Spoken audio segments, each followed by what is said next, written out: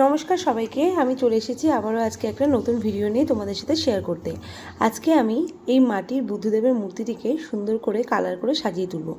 বেশ কিছুদিন আগে আমাদের বাড়িতে একটি লোক এসেছিল যে এই ধরনের মাটির মূর্তি বা মাটির অন্যান্য জিনিস নিয়ে এসেছিল। তার কাছ থেকে তখন আমি এই বুদ্ধদেবের মূর্তিটি কিনেছিলাম। যখন আমি এটা কিনেছিলাম তখনই ভেবেছিলাম যে এটাকে কালার করে নেব। ওই লোকটাও বলেছিল যে এটাকে কিন্তু কালার করলে সুন্দর লাগবে, কিন্তু তারপরে আর সময়ের অভাবে হয়ে ওঠেনি। আজ যখন আমি প্রত্যেকদিন ভিডিও আপলোড করি, নতুন নতুন কিছু কাজ করি, তাই ভাবলাম যে আজকে তাহলে এইটাই করা যাক। তার জন্য আমি বুদ্ধদেবের মূর্তিটা নিয়ে বসে পড়লাম এটাকে কালার করতে। প্রথমেই আমি কালার করে নিয়েছি হোয়াইট কালার দিয়ে। হোয়াইটের কালার যেটা ওয়ালে পেন্ট করি সেই কালার দিয়ে আমি প্রথমে কালার করে নিয়েছি। প্রথমবার শুকিয়ে যাওয়ার পর দ্বিতীয় কোট আমি করে নিয়েছি আবারও হোয়াইট কালার দিয়ে, কারণ হোয়াইট কালারটা যত সুন্দর হবে কালারটা কিন্তু তত বেশি ফুটবে এই মূর্তিটির মধ্যে। যে কোনো কিছুতে হোয়াইট কালারটা যদি সুন্দর হয় তাহলে কিন্তু অন্য কালারগুলো বেশ সুন্দর লাগে দেখতে। তো আমি এখানে স্কিন কালার দিয়ে নিয়েছি, গোটা মুখের বা হাতের যে অংশগুলো আছে সেগুলোকে আমি স্কিন কালার দিয়ে নিয়েছি। আমি যখন এটা করব ভেবেছিলাম তার আগে আমি অনেক জায়গায় গুগলে, ইউটিউবে অনেক জায়গায় সার্চ করে দেখেছিলাম যে বুদ্ধদেবের মূর্তিকে সাজানোর একটা ভিডিও দেখতে চেয়েছিলাম যে কীভাবে কী কালার করলে ভালো লাগে। তো সেখানে আমি দেখেছিলাম, অনেক জায়গায় দেখেছিলাম যে হোয়াইট কালার, গোটা বডিটা হোয়াইট কালার আর ড্রেসের যে কোনো একটা কালার। তারপরে আরও দেখেছিলাম ব্ল্যাক কালার, আর ড্রেসের কালার ছিল গোল্ডেন কালার। তো সেই জিনিসগুলো আমার খুব একটা ভালো লাগছিল না, তার জন্য আমি ভাবলাম যে আমি স্কিন কালার দিয়ে করে দেখি কেমন লাগছে। যদি ভালো লাগে তারপরে রাখবো, আর যদি ভালো না লাগে তখন চেঞ্জ করে দেবো। তো আমি এইটা ভাবার পরেই আমি দেখলাম ফ্লিপকার্টে একটা বুদ্ধদেবের মূর্তি।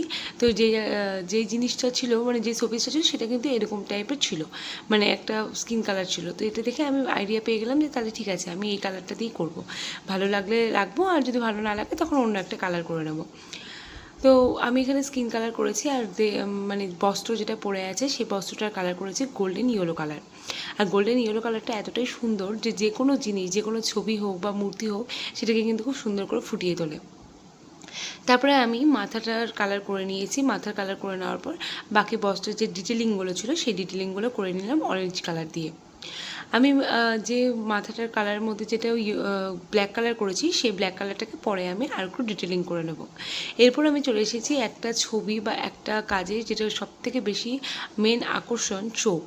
তো এই চোখটা আমি খুব মন দিয়ে করছিলাম যাতে চোখটা কোনোভাবেই নষ্ট না হয়ে যায়, কারণ চোখের ওপর কিন্তু গোটা ছবিটা বা গোটা মূর্তি, গোটা কাজটাই কিন্তু চোখের ওপর নির্ভর করে। চোখ সুন্দর হলে কিন্তু এমনি ছবিটা ফুটে উঠবে বা এমনি জিনিসটাকে সুন্দর লাগবে।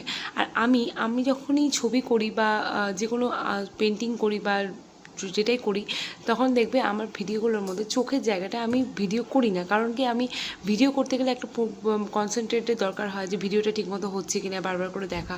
আর চোখ করতে গেলে চোখটাকেও একটা ফুল কনসেন্ট্রেট নিয়ে করতে হয়। তো আমি কোনোভাবেই চাই না যে চোখের যে কাজটা করছি সেই কাজটা যাতে কোনোভাবে ডিস্টার্ব হয়। তাই জন্য আমি একদম আমার কোলের মধ্যে নিয়ে সুন্দর করে চোখটাকে আঁকাই যাতে চোখটা সুন্দর হয়।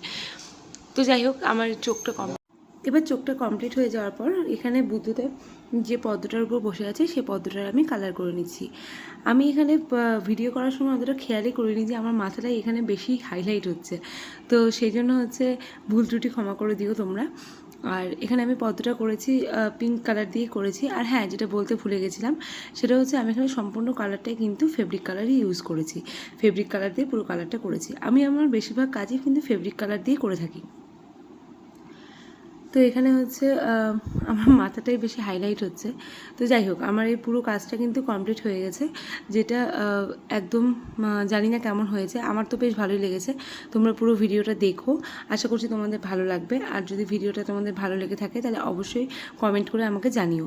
তোমাদের সুন্দর সুন্দর কমেন্টে কিন্তু আমাকে সুন্দর সুন্দর কাজ করার আরও অনুপ্রেরণা দেয়।